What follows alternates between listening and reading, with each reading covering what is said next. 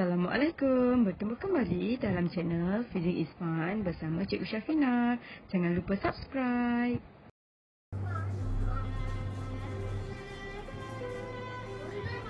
Assalamualaikum warahmatullahi wabarakatuh. Okey, sambungan untuk pengiraan pita detik. Okey ya. So sebelum kita membuat pengiraan halaju awal, akhir dan juga pecutan bagi pita detik, first kali kita mesti faham dulu dia punya soalan sama ada satu keratan ataupun dalam bentuk graf pita detik. So seandainya kamu diberikan satu keratan, perkara pertama yang perlu kamu kenal pasti adalah halaju awal dan juga halaju akhir. Jadi untuk mengenal pasti halaju awal kita boleh tengok anak panah. So bagi anak panah ini, di bahagian kita punya arrow ini ialah halaju awal, di bahagian ekor ini adalah halaju akhir. So untuk mengira halaju awal dan halaju akhir, kita boleh ini simbol dia V. Kita boleh menggunakan formula U sama dengan S per T. So dalam kes kita ni, S dia awak ambil 1 detik saja, iaitu detik yang pertama ni sebagai awal.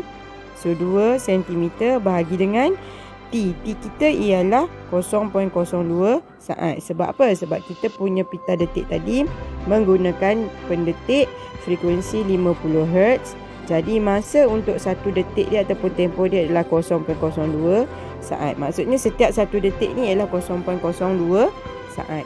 Kemudian untuk mengira V pun sama. V awak ambil pada detik yang terakhir, iaitu 4 cm bahagi dengan 0.02 saat. Untuk mengira pecutan, A sama dengan V tolak U per T.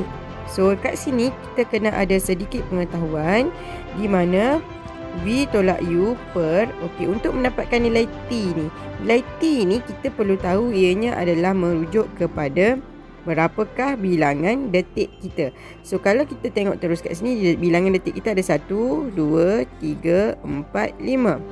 So untuk 5 detik, kita tak boleh terus ambil 5 darab 0.02 sebab kita kena ambil berapakah sela detik itu.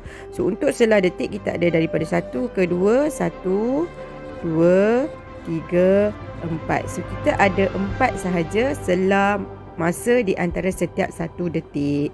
Jadi sebab itulah untuk mengira pecutan, di bahagian bawah ini kita ambil bilangan detik tolak 1 darab dengan masa 1 detik.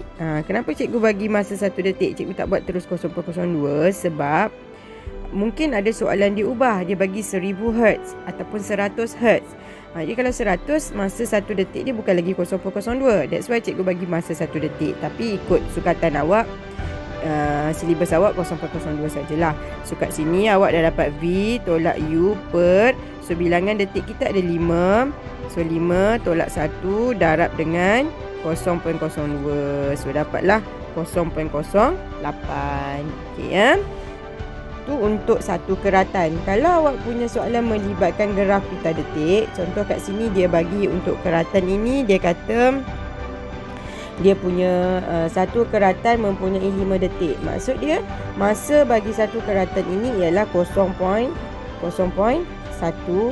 saat, 0.2, 0.3, 0.4 lah. Okey, kenapa jadi 0.1? Sebab setiap satu keratan ni 5 detik. So masa satu keratan, maksudnya 5 darab 0.02 saat. T dia, so dapatlah 0.1 saat bagi setiap satu keratan. So katakanlah kat sini dia bagi 5 cm, yang ini dia bagi 10 cm. So sama juga untuk mengira halaju awal, kita ambil keratan yang depan lah, paling awal. So U sama dengan 5 bahagi dengan masa 1 keratan. Bukan masa 1 detik, masa 1 keratan, iaitu 0.1 saat. Dapatlah nilai U. Manakala V pun sama, ambil keratan terakhir, contoh dia 10 bahagi dengan masa 1 keratan 0.1. So daripada situ, untuk mengira pecutan, sama V tolak U per T.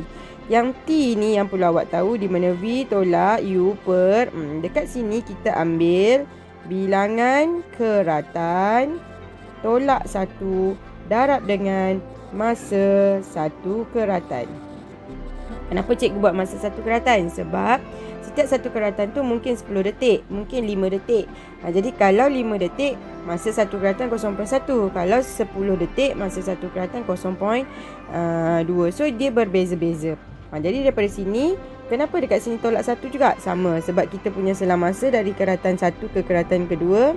So keratan kita ada 1, 2, 3, 4. Tapi selang masa dia 1, 2, 3 sahaja. That's why lah bilangan keratan tolak 1. So dekat sini 3 darab 0.1. So cikgu harap awak faham, jangan keliru. Alright, that's all for me. Thank you.